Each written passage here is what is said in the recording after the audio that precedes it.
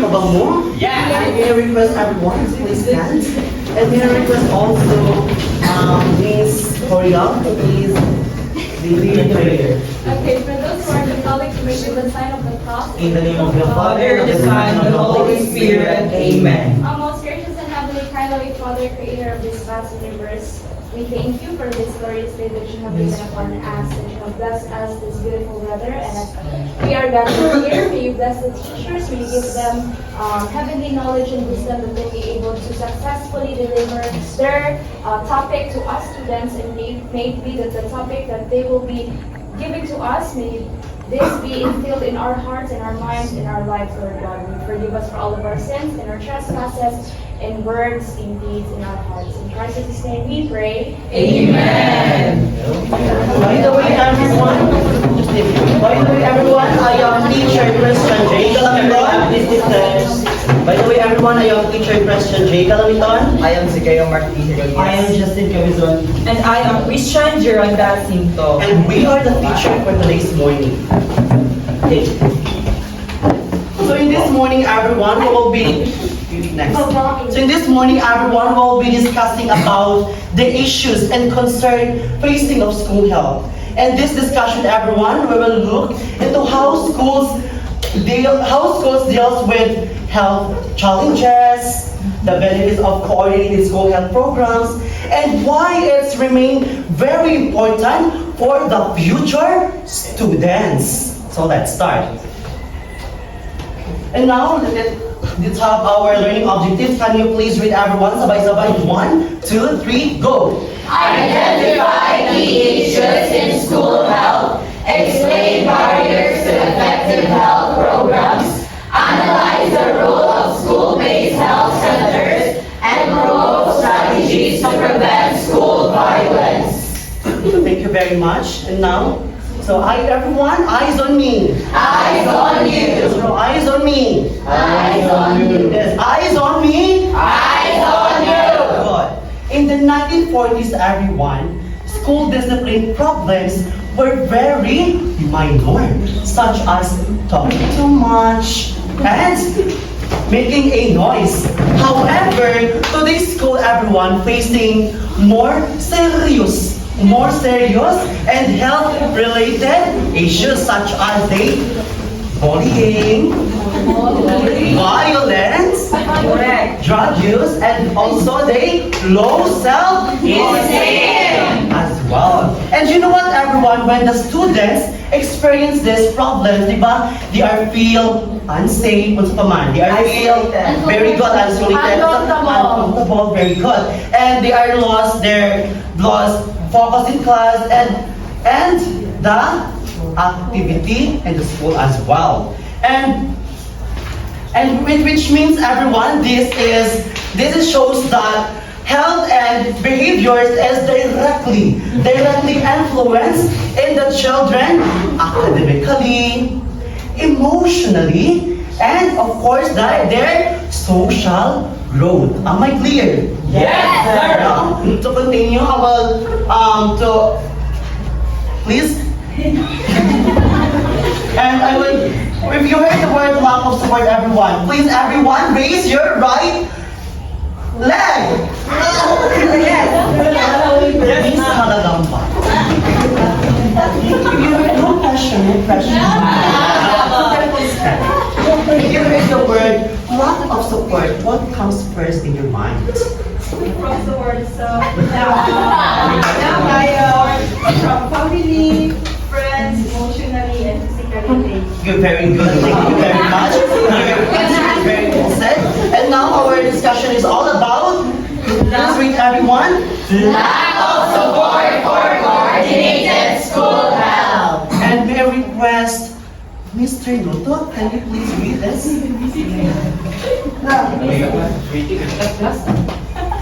Lack of support for coordinated school health.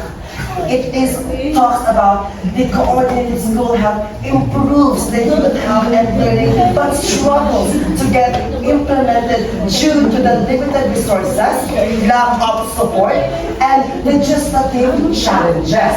So that's why the school remains crucial for understanding health issues. You're very good. Give a 5 claps for Mr. Noto. Go.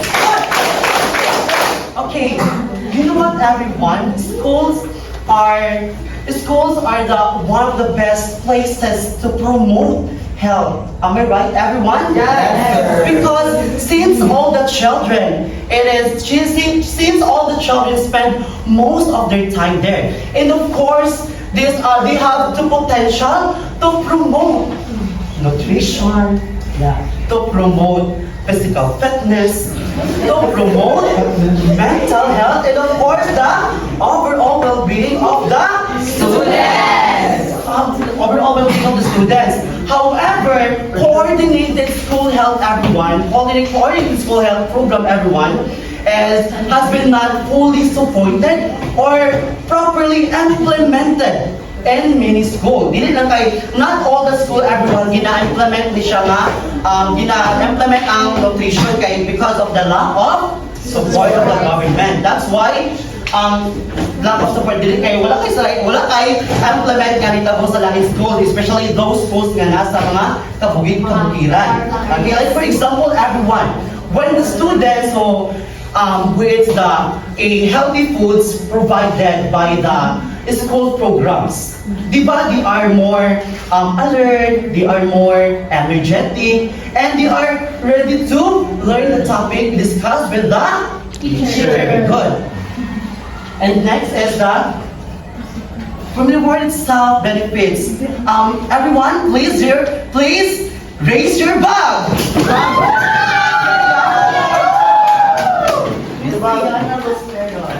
No pressure. If you heard the word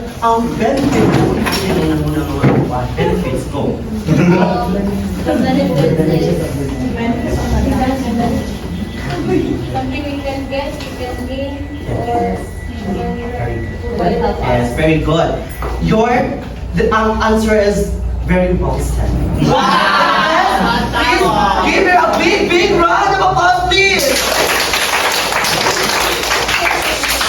Everyone, eyes on me. Eyes on you. Eyes on me. Eyes on you. Eyes on me. Eyes on Okay, you know what, everyone?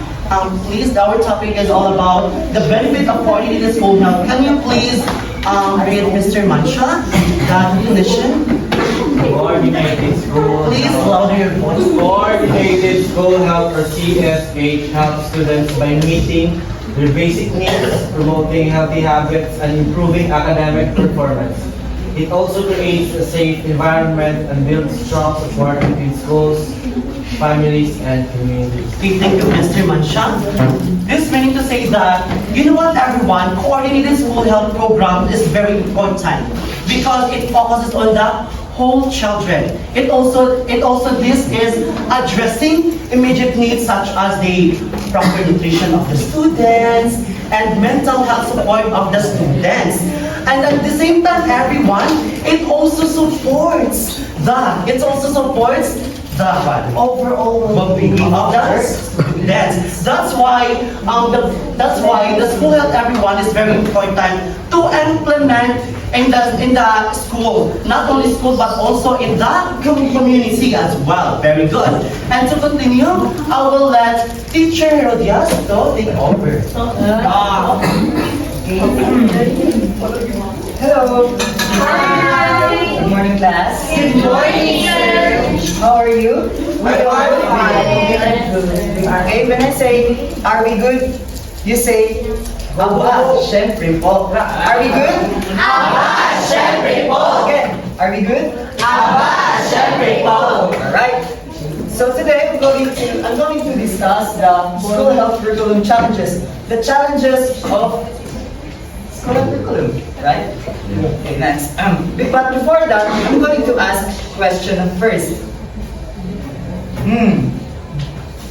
The ball is sinking. Group yourselves into 5.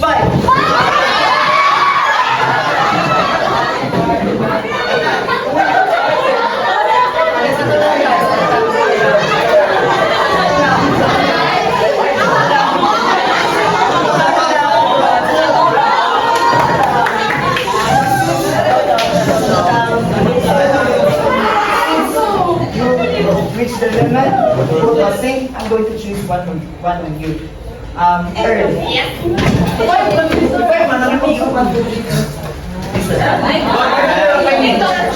Okay, may I have your attention please? May I have your attention please? Now, according on your opinion, what are the challenges of the school health curriculum? One of the challenges of the school Yes? You're good. Additional answers, guys. Lack of health Can professional you stand up? Can you please stand up, ma'am? Lack of health professional Yes, resources. Yes?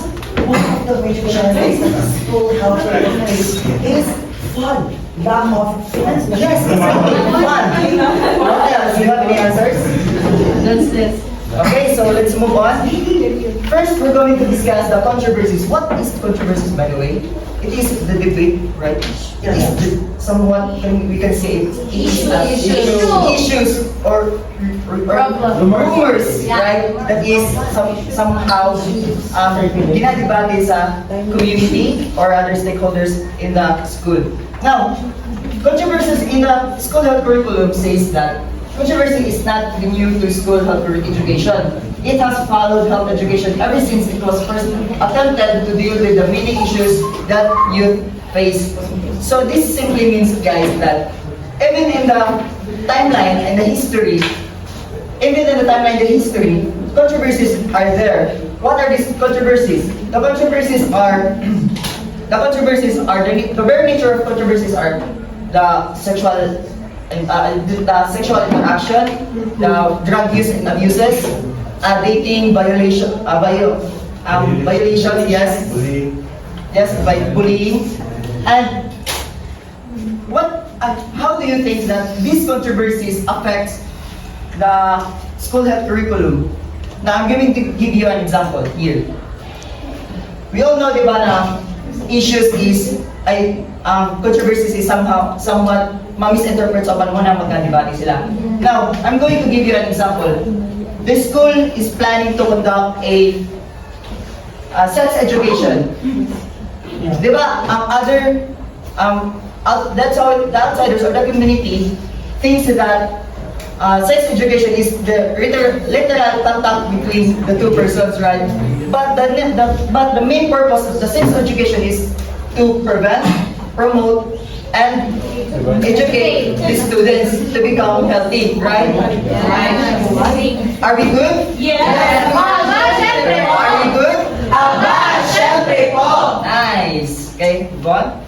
Now, here's the ways to reduce controversies. School districts or the higher authorities can reduce controversies by improving quality instructions provided by, first, can you please all read? Implementing age-appropriate curricula, using effective teaching methods, gaining parents or guardians' approval of curricula and teaching methods. Okay, thank you. Just like what I have example kanina, implementing age-appropriate curricula. For example, sex education. Is it appropriate to teach in elementary level?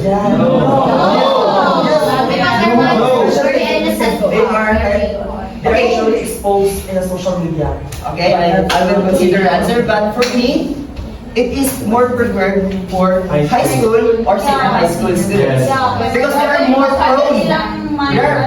Yes, Don't stand up. Please raise your hand if you are open for a different language. yes, your answer is? Mas open if high school ang ano. I'm sorry po. If the children or the students are on the secondary level, their minds are more open rather than the elementary or primary levels. Yes, exactly. Right? Are we good? Okay, now, using effective teaching method, it is very clear naman na we have different types of students in one classroom. So, yes, very diverse. So, we should use effective teaching method and gain teachers or guardian approval if they are approval sila. We're going to discuss that type of discussion later on. And next, read everyone. Developing a school policy. Again, everyone. Developing a school policy that enables parents or guardians to review the curricula and to enroll their children from the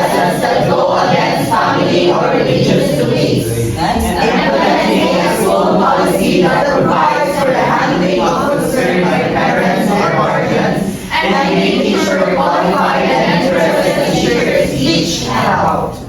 So, those are the ways to prevent the controversies, especially this last one. Making sure qualified and interested teachers teach health. Because the next topic, here, in improper implementation, who would have thought that the school itself will create a challenge for itself, the school itself? Are you with me? Yes. Do I make myself clear? Yes. Who would have thought na magbuhat sila of challenges sa lahat ng school?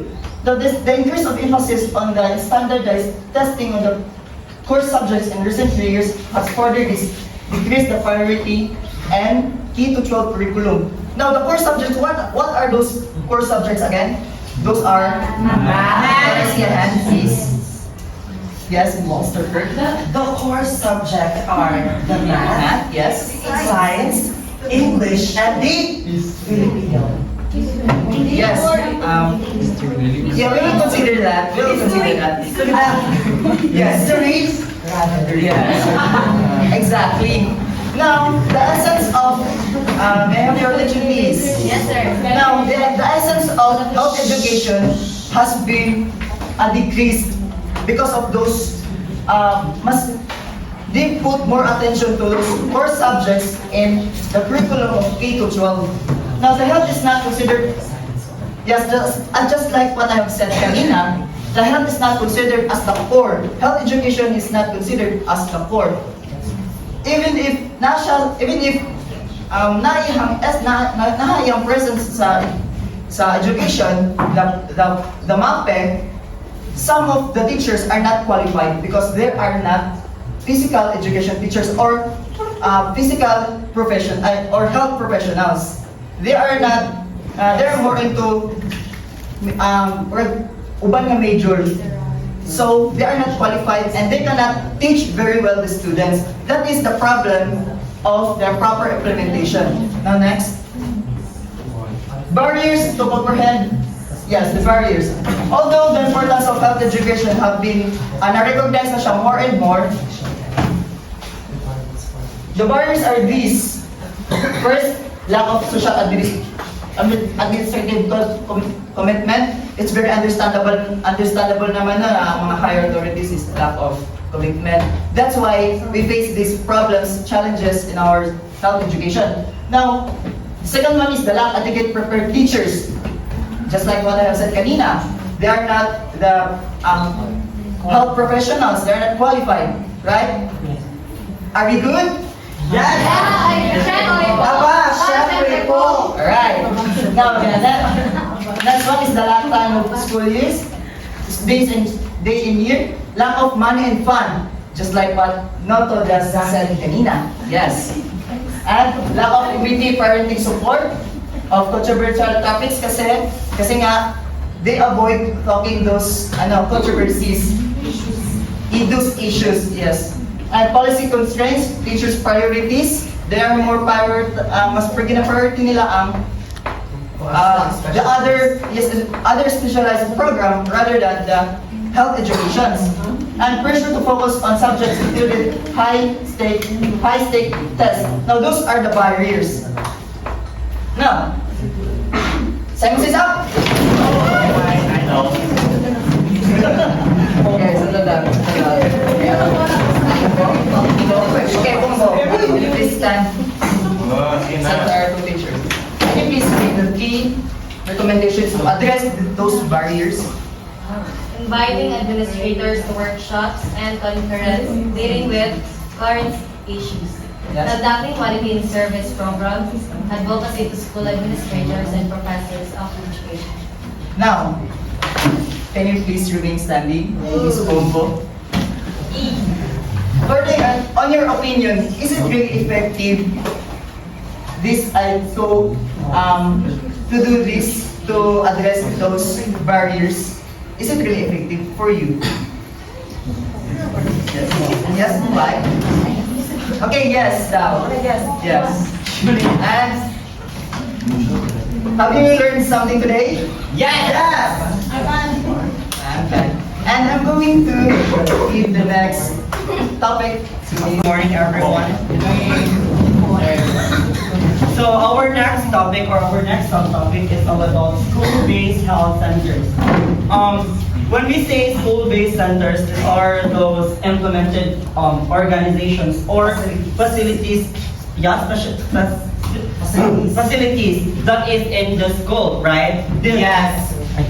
All these centers are very important because they bring health services to directly to the students, especially students, because this program organization only intended for, no, not only intended for, but especially for students. In the school as a Yeah, and as a school. So we have these common features that school health centers that have. We have the number one. Can you, Mr. Aguilipo, please read the number one. They are located in schools or on school grounds.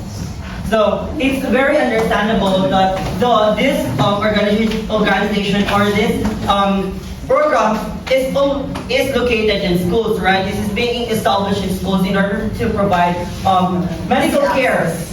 Easy access because they are so if instances will happen, like for example, Miss Malagamba would be like magsakit siya or having an anxiety or depression. So he would not just go far away to seek a medical help. Instead, he can go to our, for example, our university hospital to provide or to have the medical help that they need or that she needs. So number two, can Mr. Repolitan read the number two? They work cooperatively within the school to become an integral part of the school. Yeah, they are, this organization and this established organization or program is working hand in hand with integral parts. They're not just working alone. They are cooperating, collaborating with the teachers, the stakeholders, and also with the parents, because this could not happen if, or this could not be implemented or approved if they are not working hand in hand with those I mentioned earlier, which is the teachers, stakeholders, and also the professionals, and also the medical professionals. And we have the number three. Can Ms. Pagayon read the number three? They provide a comprehensive range of services that meet the specific physical and behavioral health needs of young people in the community. Okay, our previous teachers discussed and mentioned about drugs abuse, right? Bullying, right?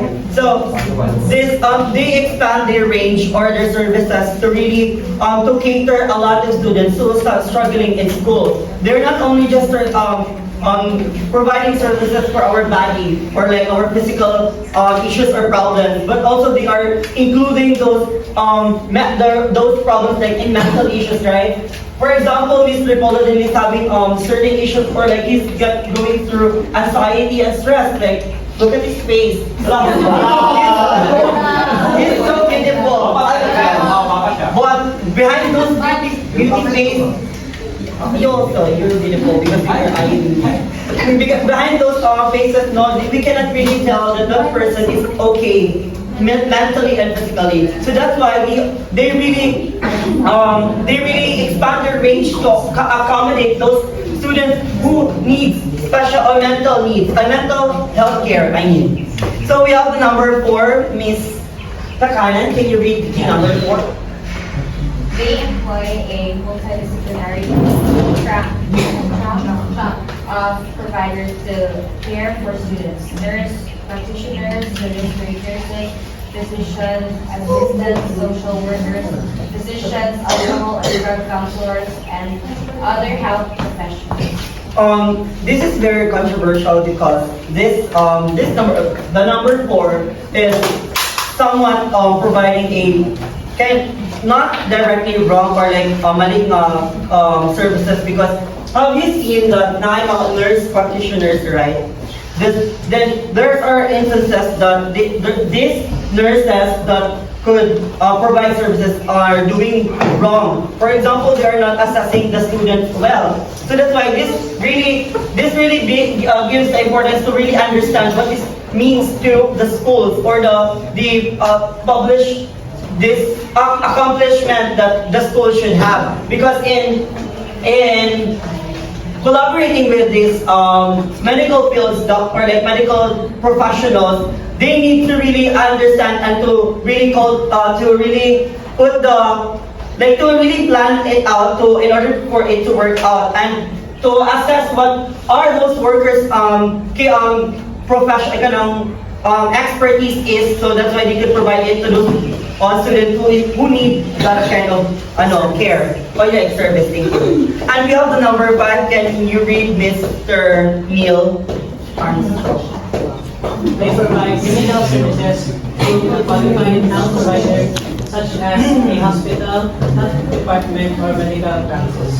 Here at Central Mindanao University, we have this hospital. We have University Hospital, right?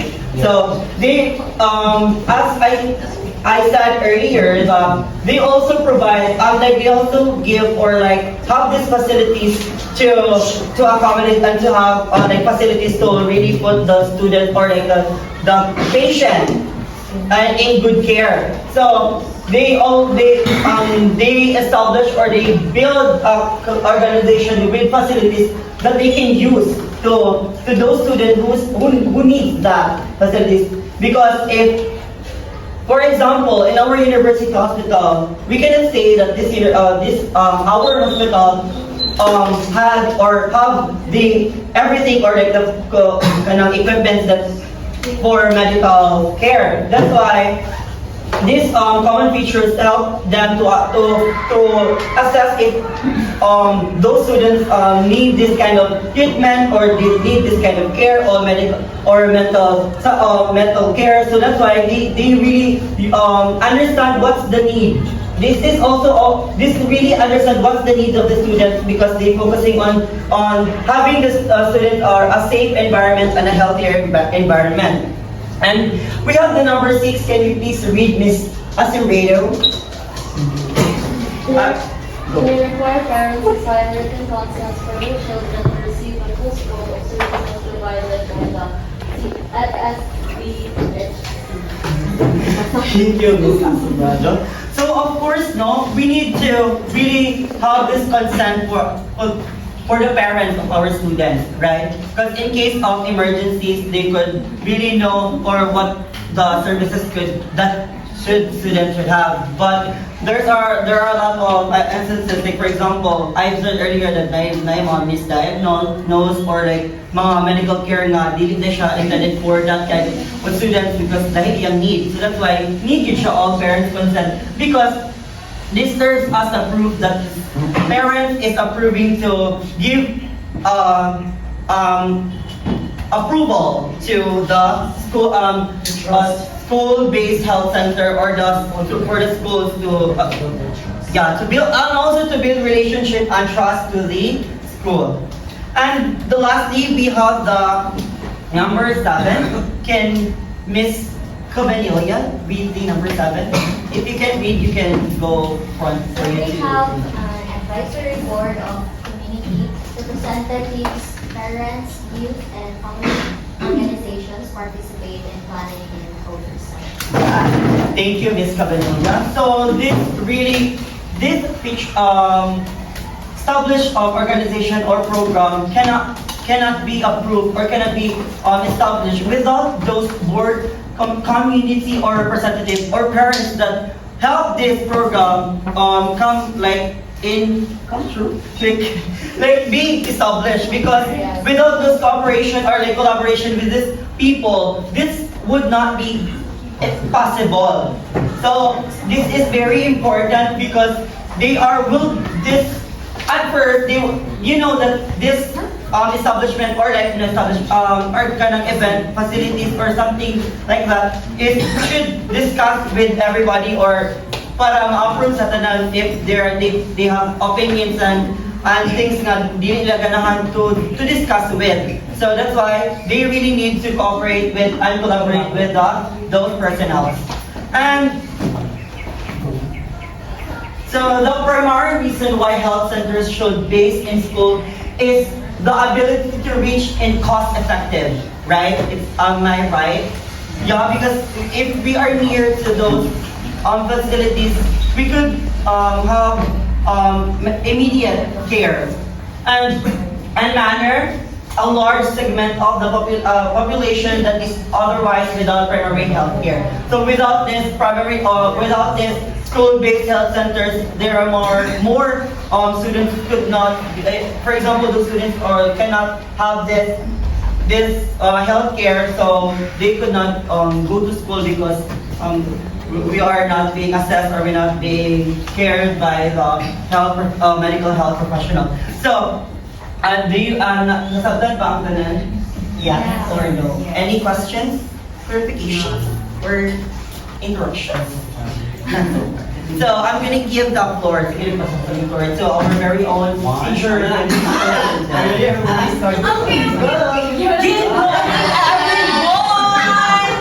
Good morning, everyone is good? Yes, we are good. You are good? We are good. Good? Naman natulog sa likod? Good? Is this already good? Nagpolo good? Okay. My topic is violence in school.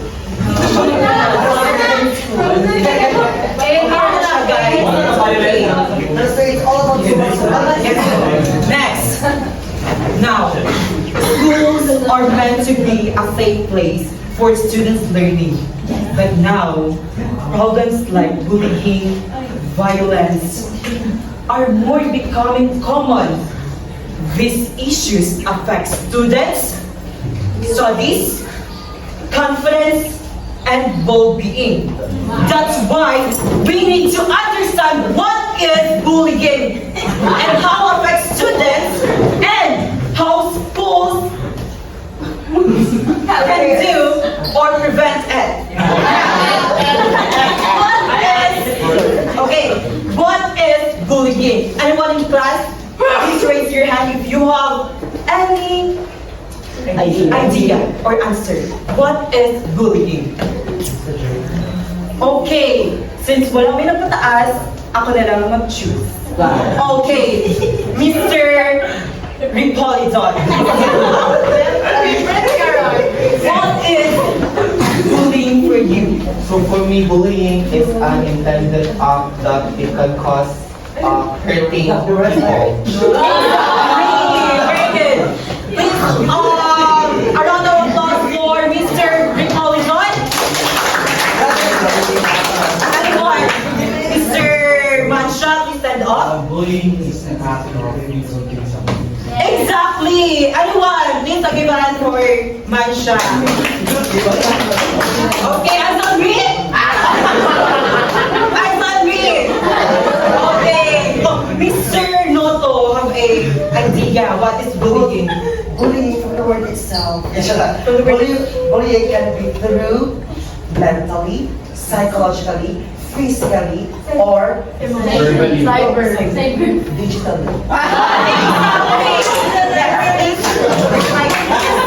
Now, we are, please give an answer note. Now, bullying is hurting others unfairly, right?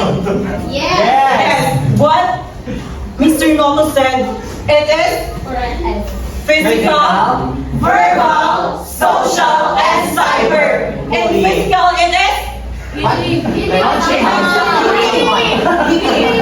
verbal, it is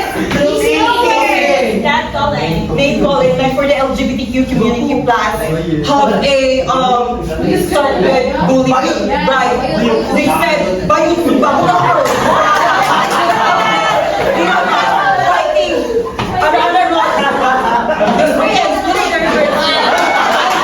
and now everyone we all know what is bullying. Next slide please. And effects of bullying is for low grades, low self-esteem, fear and disrespect in school, stress and sadness. Please back. Stress. Minimum of sadness. Now, I want everyone can share their experience about bullying right now. May I see a hand? No. When you're a shopper, I'll meet siya dyan mag-wish. So guys, please listen because this is very important to know what is bullying and how it can affect students. Okay. May I see a hand? Wala yan. Ay, wala yung wala. Naging bulang tayo. Come here. I think Mr. Jericho have. Please listen, everyone. Eyes on Jericho. Okay, go. In the world that full of unjudged uncertainty, one of my experience with Kai about my physical appearance.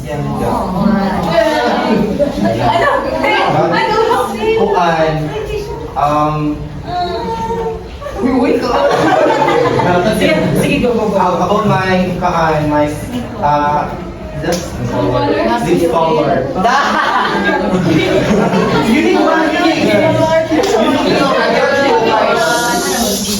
Please, listen niya. Remember ko kay ano ako deep color no. Pero wala ko ng mga wala ko ga smoke, wala ko ga kuan. Pero wala ko pa wala nga ako wala ko color. Pero dawat na lang ko i-judge or So, thank you very much, Mr. Jerry, for sharing your experience about bullying. So, everyone, hindi siya maayo ang mag-bully sa katao, especially to our physical appearance, right? Yeah. Next is, ay, another one. Basta nag-gusto. Please, share your experience.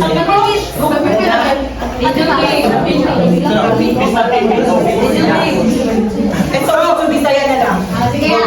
Mr. Amis. So, Bisaya ko kay para ma-share lang ko. So, makita ko ninyo nung hilingin nyo kayo always happy. Happy person ko. Wala akong problema sa life. But, way back sa ako ang elementary days, grabe jud ko ka kanang ginabuli jud ko kayo kanang lagi kaya ako lawas kay tambok ko. So before ginatawag jud ko bullfrog kuno, kamprag inaroy ana. Yes kanang mo inanak ko. Everyone is said. Tapos sila kanang dili jud ako sila malimtan nga mga tao pero kanang learn kita forgiveness, diba? So, ginabaliwala lang nato kay abot din sa panahon nga na high school ko, nawala dyan na siya kay dito ako ni boom sa kung mga marag skills dito na ako. So, nawala ako. Yes! Pero, kanang sa college, marag mapili ka pa na ako life gamay. Pero di na another way bitaw. Kapapili ka pa na ako nga na yung mga something. So, grabe dyan ako mga experience sa kanang bullying before. Then, mo nang medyo kung maka-feel ko din kanang remember na ako yung something nga masans nga inastoryahan ko or ginachika ko sa lain, which is na-experience yun ako natin ang mag-pension kids ako. Mag-masama ako yung mati! Wait, good to share your Actually, na ako malimtan sa college life na ako. Karoon, then, yes, kanang mo siya, kako siyang impact sa ako kay murag kaka-traumatized ko before. Then karon is kanang then ako mga dili ko hiling nga mo confront sa ilaha or sa ilaha kanang ginatago na ko sa akong kaugalingon which is dili siya maayo di ba kasi stress man ka o stress man ka pinanagin siya kanang then ako ang kasagaran sa mga problema na-own graduate na ako So, great. Thank you very much, Miss. So, everyone, please listen. So, we should respect and understand the feelings of the person that we bully. Right? We should. Okay? Atong mga baba, ito yung itakong So next, we have the cyberbullying. Anyone of class, what is cyberbullying? It includes online. Social media. Oh, exactly. Text, email, chat, and social media. Now, 9 to 35% of students experience it, common in a middle and high school. So, here is in college, panalagsan lang dyan na itong ma-experience ang mga cyberbullying. But naadyo, good. Hindi dyan na iwasan, di malikayan, right? Yes, next. Please read everyone for the effects of cyberbullying. Go! Students in school feel stressed and unsafe, harder to focus on learning. It's really true, but June. Yes. Can you say more? Next. Now, identifying risk factors. School must have to address risk violence act and not assume that they are immune to the problems.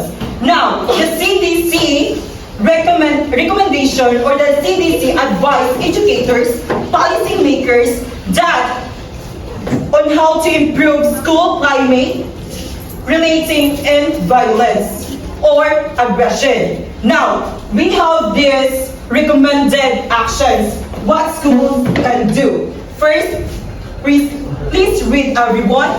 Update school rules. Work with teachers and parents. Use programs to stop bullying. Train teachers about cyberbullying. Talk and listen to students. Support from all school staff. Build a positive school environment and have a clear plan for bullying cases. Thank you very much, everyone. Now, for the first, it is the review prevention policies. School must have to examine the current policies or the current prevention policies that they adopt or update them to cover the electronic aggression. Next is we have the work with teachers and parents. It is policy collaboration that educators, leaders need to work with various stakeholders and create policies that address local needs or bullying, right? Right. Next, we have the 3. Use programs to help bullying. Now, it is a prevention programs. Schools should look into existing programs that focus on stopping bullying and immediate response. Or, yeah, right. Next, we have to train teachers about cyberbullying. Training or stop. From the word itself, training. It offers training to teachers and administrators about electronic aggression on how to respond, right? Yes. Next is 4. Train teachers about cyberbullying. Talk and listen to students. Now, it is encourage communication, provide students opportunities to discuss what are their concerns with adults or with the teachers or parents on what they feel, right? What's the experience about bullying, right? To address, para ma-address ilahang concerns. Next, we have 6, support from all school staff. It is a technology staff coordination. All staff should be aware of strategies for minimizing technology-related risk or risk. Yes. 7 is build a positive school environment. We have the positive atmosphere, right? Yes. Creating a positive or a supportive environment helps prevent all types of violence or aggression. 7, we have a clear plan for bullying cases. It is an incident plans. From the word itself, plans, plano. Schools need clear plans for responding when incidents of aggression occur. Right? Now, occur. All of this aspect or all of these strategies help schools proactive, prevent violence, support students' well-being, and create a safer learning climate. Yes. Next, in conclusion, please read everyone. Bullying and violence hurt students. Schools